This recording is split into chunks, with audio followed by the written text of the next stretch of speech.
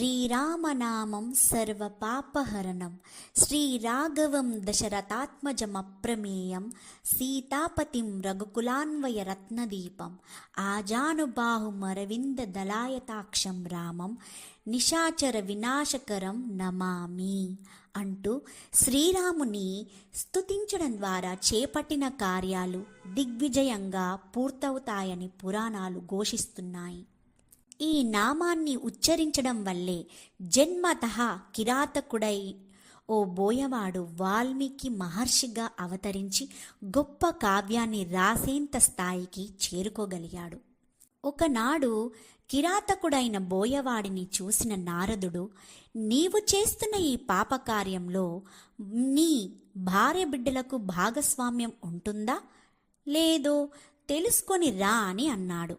నారద మహర్షి మాటలతో వెంటనే ఆ కిరాతకుడు